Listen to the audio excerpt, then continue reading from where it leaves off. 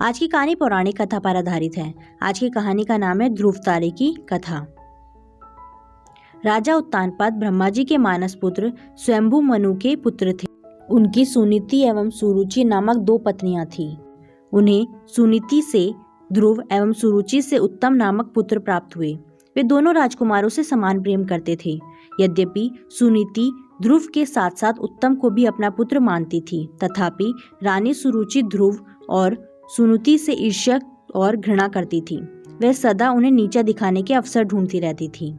एक बार उत्तानपाद उत्तम को गोद में लिए प्यार कर रहे थे, तभी ध्रुव भी वहां आ गया। उत्तम को पिता की गोद में बैठा देखकर वह भी उनकी गोद में जा बैठा। यह बात सुरुचि को नहीं जची। उसने ध्रुव को पिता की गोद से नीचे खींचकर कटु वचन सुनाए। ध्रुव रोते हुए माता सुनीति के पास गया और सब कुछ बता दिया। वह उसे समझाते हुए बोली, वत्स, भले ही कोई तुम्हारा अपमान करे, किंतु तुम अपने मन में दूसरों के लिए अमंगल की इच्छा कभी मत करना। जो मनुष्य दूसरों को दुख देता है, उसे स्वयं ही उसका फल भोगना पड़ता है। पुत्र, यदि तुम पिता की गोद में बैठना चाहते हो तो भगवान विष्णु की आराधना कर उन्हें प्रसन्न करो। उनकी कृपा से ही तुम्हारे पितामह स्वयंभू मनु को दुर्लभ लौकिक और अलौकिक सुख भोगने के बाद मोक्ष की प्राप्ति हुई थी। इसलिए पुत्र, तुम भी उनकी आराधना में लग जाओ। केवल वे ही तुम्हारे दुखों को दूर कर सकते हैं।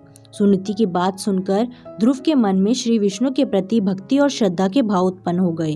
वह घर त्याग कर वन की ओर चल पड़ा।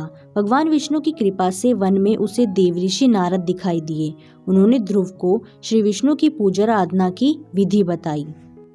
ध्रुव ने यमुना के जल में स्नान किया और निराहार रहकर एकाग्र मन से श्री विष्णु की आराधना करने लगा। 5 महीने बीतने के बाद वह पैर के एक अंगूठे पर स्थिर होकर तपस्या करने लगा। धीरे धीरे उसका तेज बढ़ता गया। उसके तप से तीनों लोग कंपायमान हो उठे। जब उसके अंगूठे के भार से पृथ्वी दबने लगी, तब भगवान विष्णु भक्त ध्रुव के समक्ष प्रकट हुए और उसकी इच्छा पूछी। ध्रुव भाव विभोर होकर बोला, भगवान, जब मेरी माता सुरुचि ने अपमानजनक शब्द कहकर मुझे पिता की गोद से उतार दिया था, तब माता सुनीति के कहने पर मैंने मन ही मन यह निश्चय किया था कि जो परब्रह्मा भगवान श्री विष्णु इस संपूर्ण जगत के पिता हैं, जिनके लिए सभी जीव एक समान हैं, अब मैं केवल उनकी गोद में ही बैठूंगा। इसलिए यदि आप प्रसन्न होकर मुझे वर देना चाहते हैं तो मुझे अपनी गोद में स्थान प्रदान करें, जिससे कि मुझे उस स्थान से कोई भी उतार ना सके। मेरी केवल इतनी सी अभिलाषा है।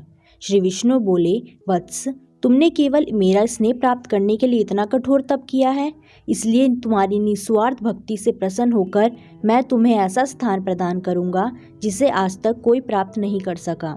यह ब्रह्मांड मेरा अंश और आकाश मेरी गोद है। मैं तुम्हें अपनी गोद में स्थान प्रदान करता हूँ। आज से तुम ध्रुव नामक तारे के रूप में स्थापित होकर ब्रह्मांड को प्रकाशमान करोगे। इसके आगे श्री विष्णु ने कहा, तुम्हारा पद सप्त ऋषियों से भी बड़ा होगा और वे सदा तुम्हारी परिक्रमा करेंगे। जब तक ये ब्रह्मांड रहेगा, कोई भी तुम्हें इस स्थान से नहीं हटा सकेगा। वत्स, अब तुम घर लौट जाओ। कुछ समय के बाद तुम्हारे पिता तुम्हें राज्य सौंपकर वन में चले जाएंगे। पृथ्वी पर 36,000 वर्षों तक धर्मपूर्वक राज्य भोगकर अंत में तुम मेरे पास आओगे। इतना कहकर भगवान विष्णु अंतर्धान हो गए। इस प्रकार अपनी भक्ति से भगवान विष्णु को प्रसन्न कर बालक ध्रुव संसार में अमर हो गया। तो इस प्रकार ध्रुव तारे की उत्पत्ति हुई। तो ये थी एक बालक ध्रुव की ध्रुव तारे बनने की कथा।